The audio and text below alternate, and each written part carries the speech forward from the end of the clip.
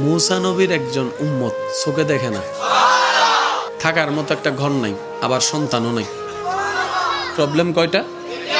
চোখও দেখে না, ঘরও নাই ভালো, সন্তানও।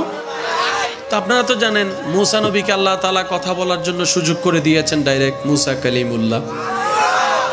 তো মুসা নবী যাচ্ছেন তুর পাহাড়ে আল্লাহর সাথে কথা বলতে, মাঝখানে সেই পাগলাটার সাথে দেখা।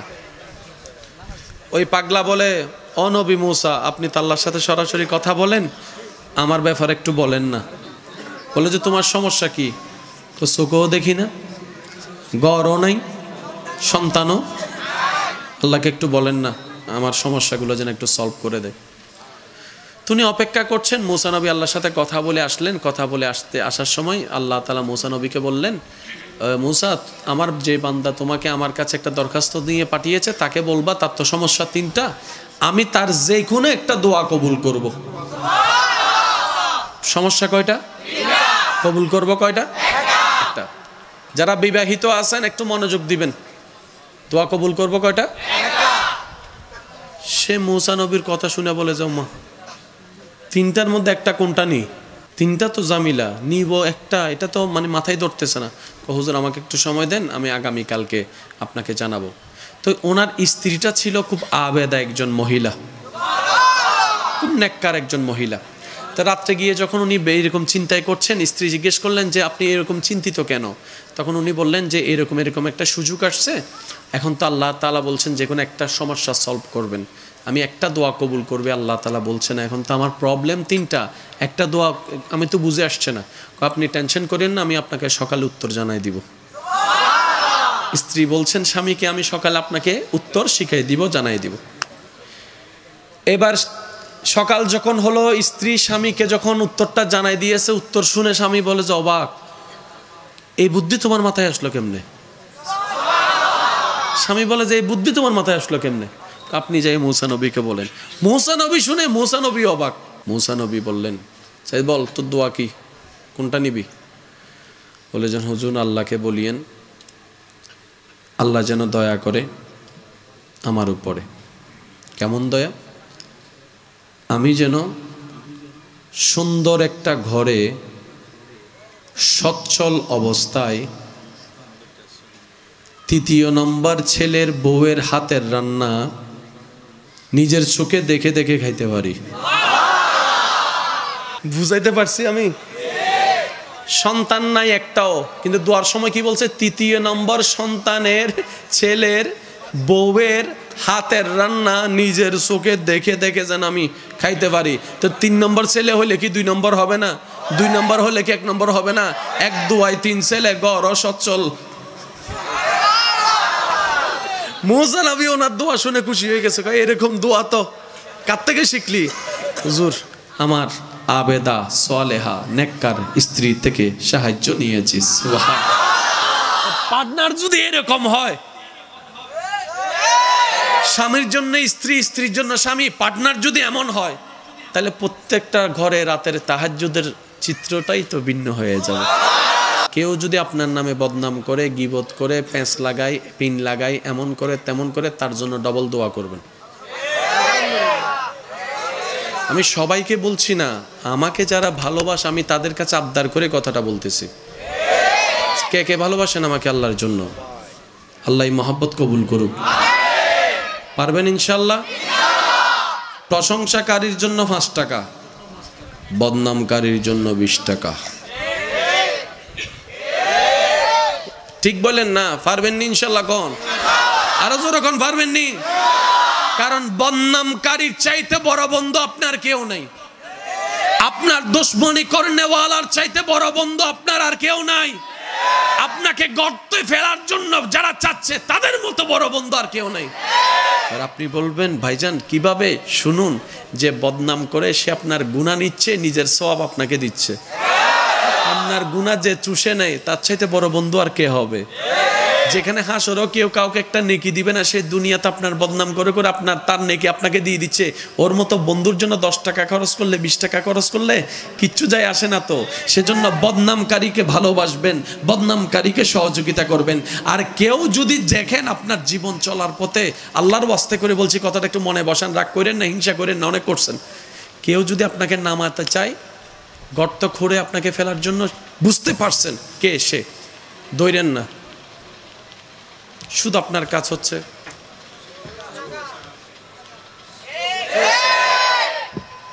ফেলতে চাচ্ছে বান্দা, যদি ধৈর্য ধরতে পারেন আপনাকে এর চেয়ে বেশি উপরে তুলে দিবেন তার আল্লাহ। আর একটু জোরে বলেন না। তো উপরে যদি উঠতে চান, নামানোর জন্য কিছু মানুষের দরকার।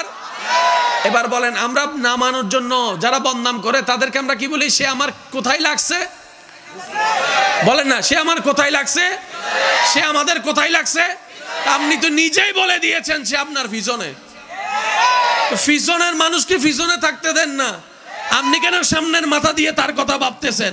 আরে সে বোকা বলে তো নিজে পিছনে গিয়ে অটোমেটিক আপনাকে সামনে এগিয়ে দিয়েছে। ওয়াইলুল লিকুল্লি হুমাজাতিল লুমাজা। বদনামকারীকে আজকে থেকে কোনো গালাগালি করবেন নি, বদনাম করবেন নি, রাগ করবেন নি, কোনো করবেন কিচ্ছু পাইতেন না। আর যদি বলবেন যা মাফ করে দিছি, মাফ করে দিছি, আল্লাহ আপনাকে মাফ করে দিবে। এবার আসেন, আমার কথায় কষ্ট পাচ্ছেন আপনারা? ভাইয়া প্লিজ, ভাইয়া। তাহলে যে এক প্লেট ভাত খাওয়াবে আজীবন তাকে শ্রদ্ধা এবং সম্মান মনে রাখতে হবে, রাইট? কেউ যদি আপনাকে জাহান্নাম থেকে বাঁচায়,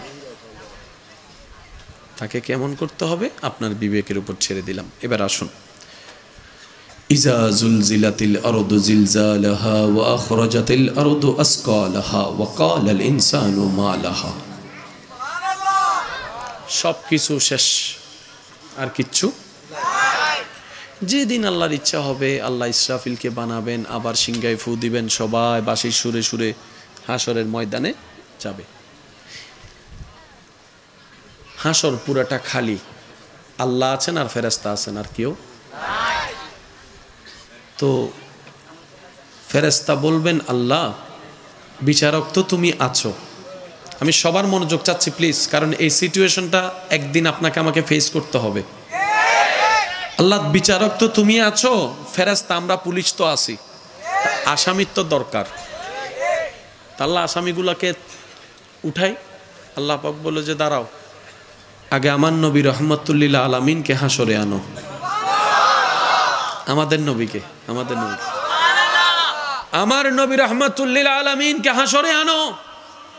আল্লাহ ওনার চিহ্ন তো দেখছি না। কই দেখো যেখান থেকে নূরের আলো বের হচ্ছে। আচ্ছা, এবার জিব্রাইল ফেরেশতাদেরকে নিয়ে ওখানে যাবেন। যাওয়ার পরে নবীজির সামনে গিয়ে যখন নবীকে সালাতু সালাম দিবে, আল্লাহর হুকুমে নবীর সে রওজা পাকের উপরের যা আছে থাকবে তা সরে যাবে। আমাদের নবী রওজা থেকেই প্রথম হাসরের ময়দানে প্রথম বের হচ্ছেন, প্রথম বের হচ্ছেন, প্রথম বের হচ্ছেন।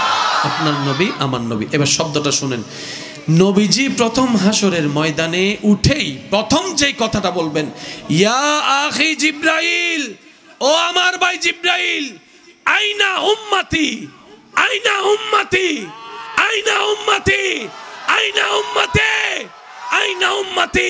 ও জিব্রাইল, আমার উম্মত কোথায়? আমার উম্মত কোথায়? আমার উম্মত কোথায়? যিনি হাসরের ময়দানে উঠে সর্বপ্রথম আপনার কথা বলবে, আমার কথা বলবে, আমাদের কথা বলবে। ও জিব্রাইল, আমার উম্মত কোথায়? ইয়া রাসূলুল্লাহ এখনো উঠে নাই। আচ্ছা, নবী বলবেন, জিব্রাইল আমাকে তুলতে তুলতে কোন আমার উম্মতকে জাহান্নামে দিয়ে দিছো? আমার উম্মতকে জাহান্নামে দিয়ে দিছো? এটা হবে না। আমি মুস্তাফা, আমার উম্মত ছাড়া জান্নাতে যাব না, জান্নাতে যাব না, জান্নাতে যাব না। আমার উম্মত লাগবে, আমার উম্মত লাগবে। প্রশ্নকারী হয়তো প্রশ্ন করবেন, আপনার উম্মত কার কথা বলছেন? আবু বকর সিদ্দিকের কথা, ওমর ফারুকের কথা, উসমান গনির কথা, মৌলা আলীর কথা, মা ফাতিমার কথা, হাসান ও হোসাইনের কথা। নবী হয়তো বলবেন না, ওনাদেরকে নিয়ে আমি চিন্তা করি না, আমি তো চিন্তা করছি আমার সেই গুনাহগার উম্মতদেরকে নিয়ে। আমি তো চিন্তা করছি আমার সেই গুনাহগার উম্মতদেরকে নিয়ে, যাদেরকে আমি সুপারিশ না করলে জান্নাতে যাওয়ার কোনো সুযোগ হবে না। আমি আমার উম্মতদের কথা ভাবছি। এই বলে নবী যাবেন। রব বলবেন, হাবিব সবার জন্য রেখেছি, আপনার জন্য রেখেছি মকামে মাহমুদ, মকামে মাহমুদ, মকামে মাহমুদ। নবী সেদিন বলবে, আল্লাহ আমার আসনের দরকার নাই, আমার আসনের দরকার নাই। নবী সিজদায় চলে যাবেন, সিজদায় চলে যাবেন রবের দরবারে। কঠিন মুহূর্ত শুরু হয়ে যাবে, চতুর্দিকে নফসি নফসি স্লোগান শুরু হবে। নবী সিজদায় চলে যাবে।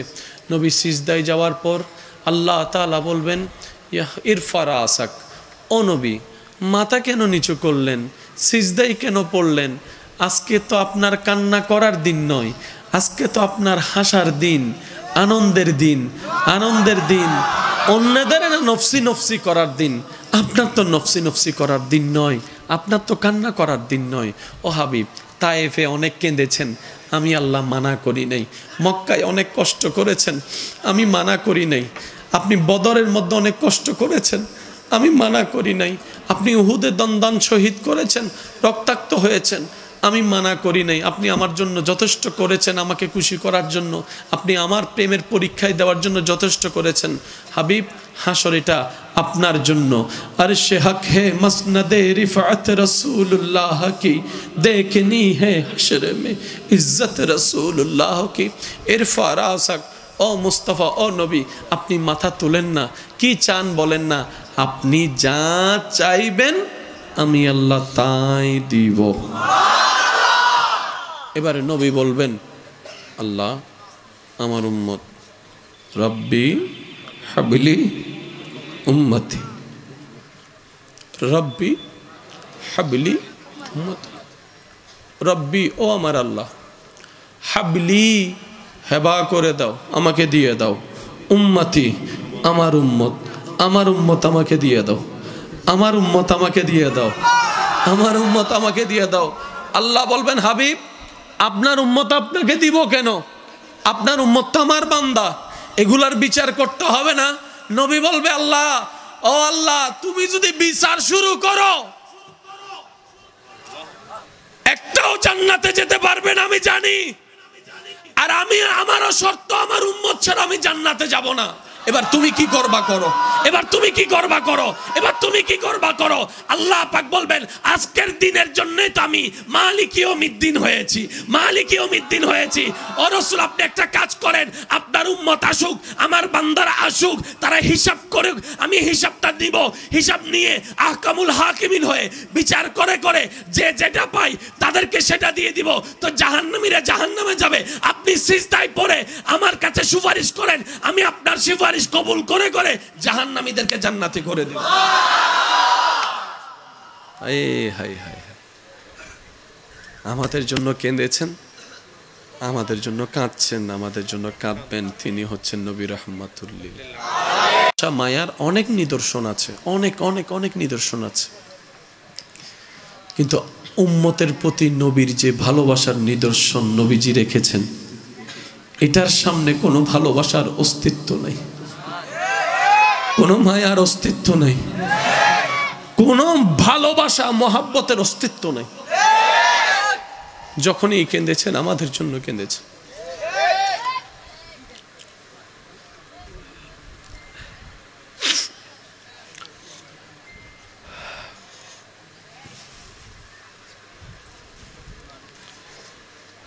আম্মা জান আয়েশা সিদ্দিকা রাদিয়াল্লাহু তাআলা, আম্মা জান আয়েশা সিদ্দিকা রাদিয়াল্লাহু তাআলা আনহার জন্য আমাদের নবী একবার দোয়া করছেন। দোয়াটা শুনে আম্মা জান আয়েশা সিদ্দিকা খুশিতে আত্মহারা হয়ে গেছেন। দোয়াটা ছিল কি, ও আল্লাহ আমার আয়েশার পূর্বের পরের গুনাহ মাফ করে দাও। বাস দোয়া এতটুকু, ও আল্লাহ আমার আয়েশার পূর্বের পরের গুনাহ মাফ করে দাও। আম্মা জান আয়েশা সিদ্দিকা নবীজির মুখে এই দোয়াটা শুনে খুশিতে আত্মহারা হয়ে গেছেন, এমনকি ঢুলে পড়ছেন নবীর কোলে। নবীজি জিজ্ঞেস করলেন, আয়েশা তুমি কি অনেক খুশি হয়েছো? ইয়া রাসূলুল্লাহ, এই দোয়া শুনে খুশি হবে না, সে আবার কে? নবীজি বললেন, আয়েশা আজকে যে দোয়া শুনে তুমি খুশি হয়েছো, একবার শুনে খুশি হয়েছো, আমি নবী মুস্তাফা প্রত্যেকটা দিন, প্রত্যেকটা নামাজে, প্রত্যেকটা রাতে আমার উম্মতের জন্য আমি এই দোয়াটাই আল্লাহর কাছে করিস। নবী রহমাতুল্লিল আলামিন। সুবহানাল্লাহ কি ভাইয়া মুখে আসবে? আর একটু জোরে বলা যাবে? নবীর ভালোবাসার সামনে কারো ভালোবাসার অস্তিত্ব নেই। আজকে আমরা এত পিছিয়ে আছি কেন জানেন? আজকে আমাদের অন্তরে এত অশান্তি কেন? যে জায়গাটা যার, তাকে না দিয়ে অন্যকে দিয়ে বসে আছি। মনে রাখবেন আমার যুবক ভাইয়েরা, আমার বোনেরা, মানেন কিংবা না মানেন আপনার ব্যক্তিগত ব্যাপার, কিন্তু রবের সিদ্ধান্ত কখনো পাল্টাবে না। এটা আল্লাহ এবং রসুলের, এটা আল্লাহ এবং রসুলের, এটা আল্লাহ এবং রসুলের, এটা আল্লাহ এবং রসুলের। এই জায়গায় যখন আমরা আল্লাহ এবং রসুলের ভালোবাসার চাইতে অন্যের ভালোবাসা অন্তরে বেশি জায়গা দিয়ে ফেলি, ওই ভালোবাসার মানুষগুলাই একদিন পিঠের মধ্যে মেরে দেয়। মনে রাখবেন এই কথা। তা ভালোবাসতে আল্লাহ কাউকে নিষেধ করে নাই। সন্তান হিসেবে অবশ্যই মা বাবাকে ভালোবাসতে হবে, স্বামী হিসেবে অবশ্যই বউকে ভালোবাসতে হবে, স্ত্রী হিসেবে অবশ্যই স্বামীকে ভালোবাসতে হবে, কিন্তু শর্ত একটাই, আল্লাহ এবং রসুলের ভালোবাসা আগে রেখে তারপরে এই ভালোবাসা। আপনি যদি বলেন যে ভাইয়া আমি রাখছি, তো আমি শুধু এতটুকু বলবো, মাঝে মধ্যে আমার মিস করেন? হ করি তো, কথা বলতে না পারলে এখানে একটু কেমন কেমন। জোরে বলেন না। ছেলে মেয়েকে ভালোবাসেন, বুঝেন? কয় বুঝি তো। কেমনে? কয় ছেলে মেয়ের চেহারা যদি কয়েকদিন করে না দেখি, এখানে কেমন কেমন। তো কয়েকটা দিন যে নামাজ পড়তে পারেন না, এখানে কি তেমন তেমন লাগছে?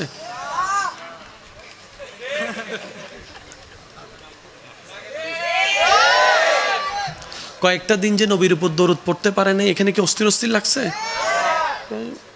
এটা তো বুঝতে পারি নাই। যেই দিন দেখবেন কোন একটা নামাজ, ওয়াক্তের নামাজ ছুটে যাওয়ার কারণে আপনার এখানে লাগতেছে কিছু মিস হচ্ছে, অস্থিরতা লাগতেছে, কিছু যেন হারিয়ে গেছে, সেই দিন আমার আবদার, ও ভাই সেদিন আমার আবদার, আপনি রবের দরবারে সিজদায় পড়বেন যে সহজে উঠেন না, শুধু শুকরিয়া করবেন, মাওলা তোমার দরবারে কোটি কোটি শুকরিয়া, এই নামাজের প্রেমটা যে তুমি আমাকে দান করেছো। বুঝবেন সেদিন থেকে আপনি আল্লাহর আপন কাজ, খুব প্রিয় কাছের বান্দা হওয়া শুরু করেছেন। সেজন্য আল্লাহ তাআলা আপনাকে এই নিয়ামত দান করেছেন। এখানে লাগবে মসজিদের মিনার থেকে যখন আওয়াজ শুনবেন,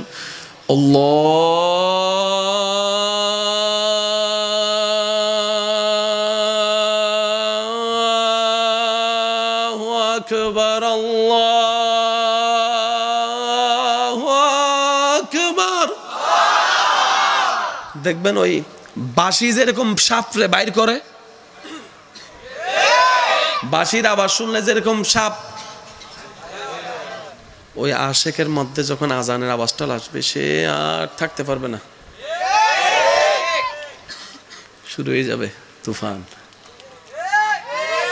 এই হাই, সত্যি করে একটা কথা বলেন, এ বর্তমানে পৃথিবীতে কেউ শান্তিতে আছে? একটু জোরে জোরে বলবেন, আমরা কেউ শান্তিতে আছি? অমুক শান্তিতে আছে, তমুক শান্তিতে আছে, কোটিপতি শান্তিতে আছে, টাকাওয়ালা শান্তিতে আছে, গাড়িওয়ালা শান্তিতে আছে, পাগল শান্তিতে আছে।